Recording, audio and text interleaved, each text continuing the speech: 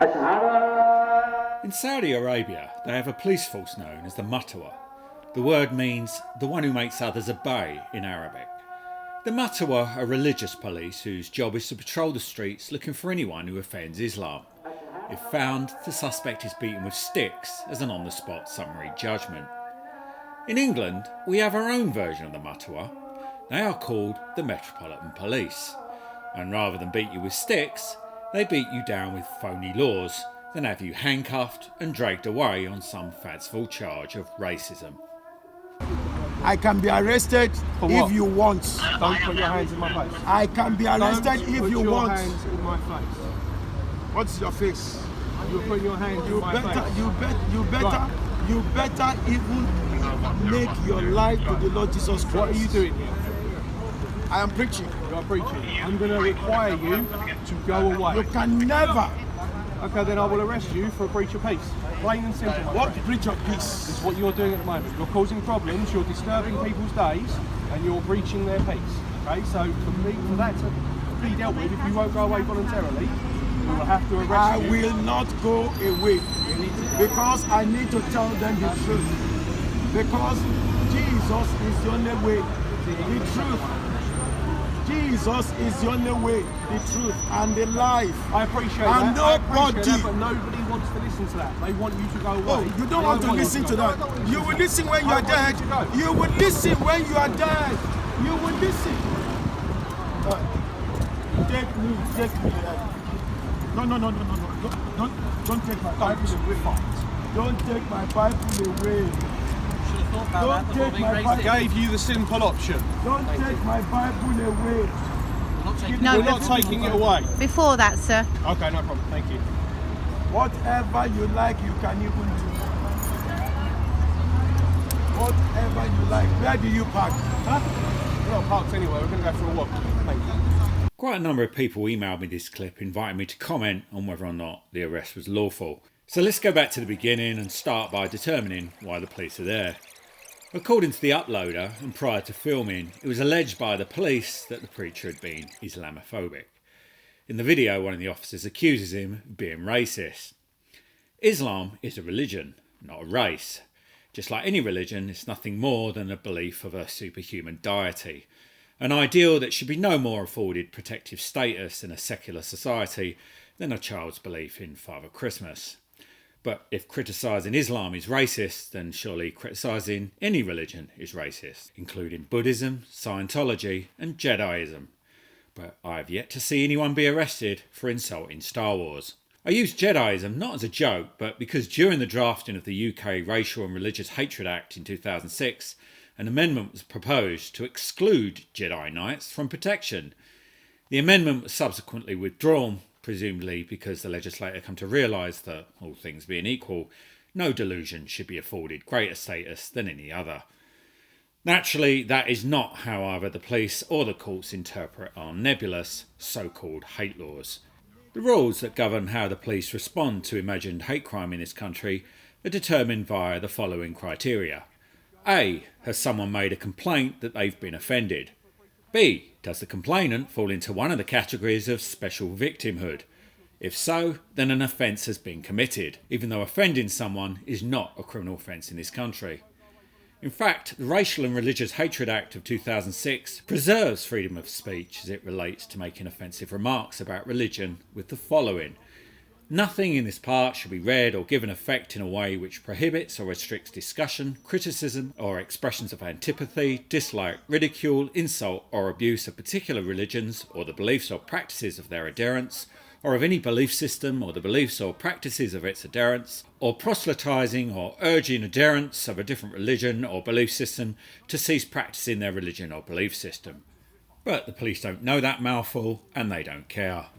The law is precisely what they want it to be at that moment, or rather what the state wants it to be. And right now, contrary to any statutes or common law, criticising Islam is deigned to be a criminal offence. An offence that's not been reserved for any other religion, simply because those that govern and police us are cowards and appeasers. So the first thing the police do when they arrive at the scene is attempt to move this preacher on. They don't state what power they have to move him on because they don't have any. He hasn't after all done anything wrong except to cause someone to take offence, because you see, personal responsibility is a thing of the past. Rather than accept responsibility for choosing to take offence, it's now fashionable to pass that responsibility on to complete strangers not to cause you offence.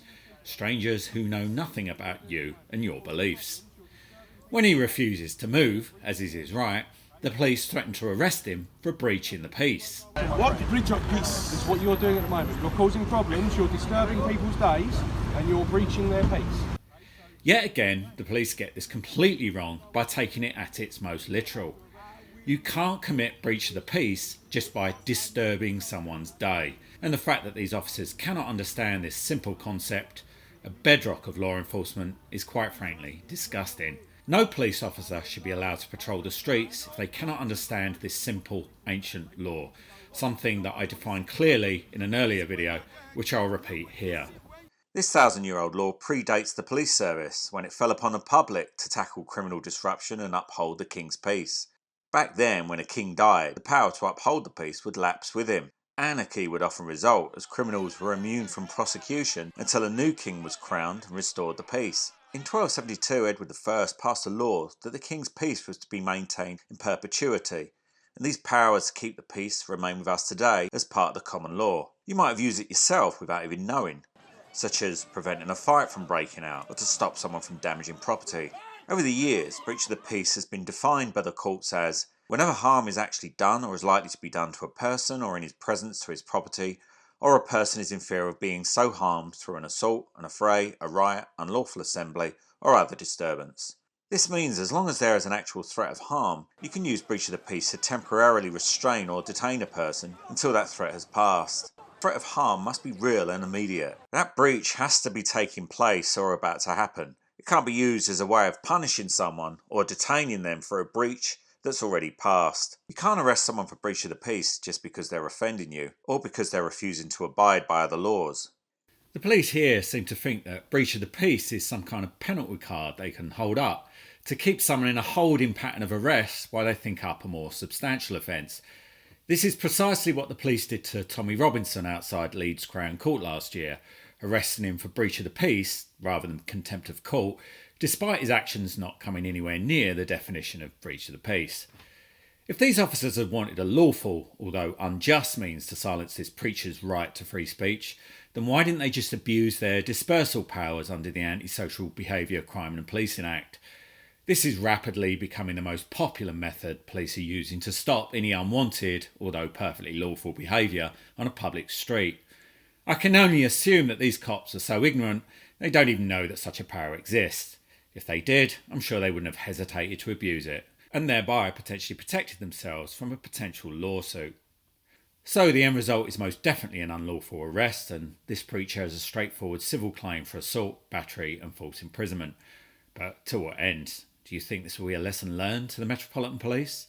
Do you think the Commissioner will admit that we have improperly trained police officers patrolling our streets, enforcing laws incorrectly? Just like every other abuse of police power you see on this channel, it will be ignored or excused. The fact that we are being policed by ignorant incompetents who don't have even the most basic understanding of law means nothing to either the police or the state. And it's not just the law they're ignorant about.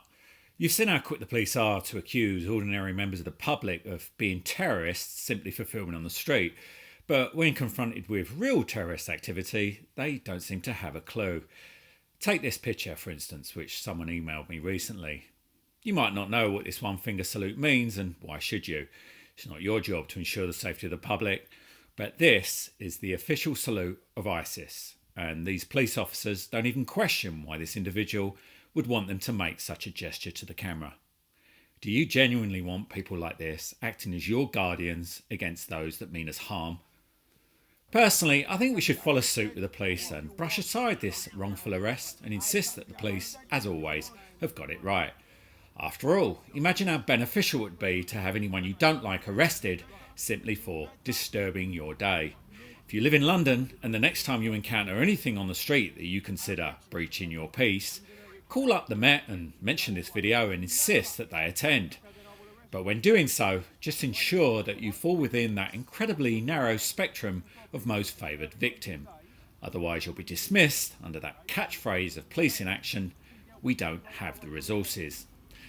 The one thing that really bothered me about this is whether the person who reported this alleged hate crime used 999 to do so. The fact that the police arrived the same day leads me to suspect that they did. But I wanted to find out for myself just what attitude the Metropolitan Police take to anyone who alleges a hate crime as a first instance. Or rather more accurately, a thought crime.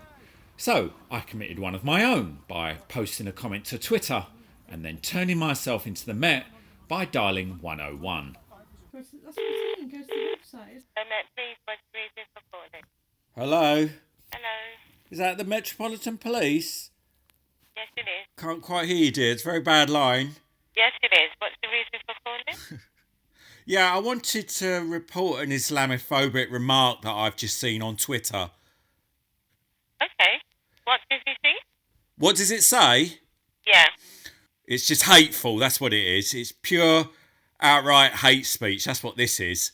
Okay. It says, I don't think Islam is a very nice religion. One second. I'm going to need to type this. So bear with me. I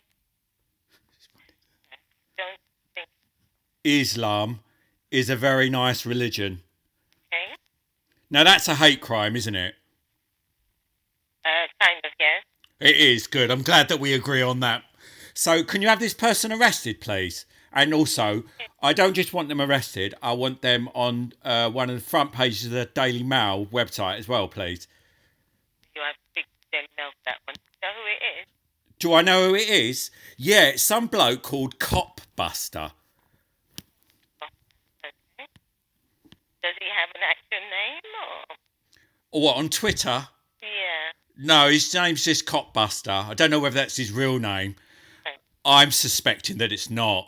No, it doesn't sound like it might be. Any way with which we can identify who he is? Well, you don't need to speak to him, do you? Can't you just kick his door in and go in and arrest him straight away for what he's done? Is there any way we can identify who this person is? Is there any way you can what? Identify who this person is? Oh, any way you can identify who it is? Yeah. Well, you're the police officers, dear. You tell me. So no, on Twitter, he doesn't give a name or... Well, how do you normally find people on Twitter that write anti-Islam remarks? Well, we'll have to pass it through to the local borough and they can do their own investigation. But I need to know where. Because with London, we cover a lot of stations. So. Oh, is it? Oh, all right then. Well, look, I'll tell you what then. I'll go and find that out and I'll come back to you if that's all right.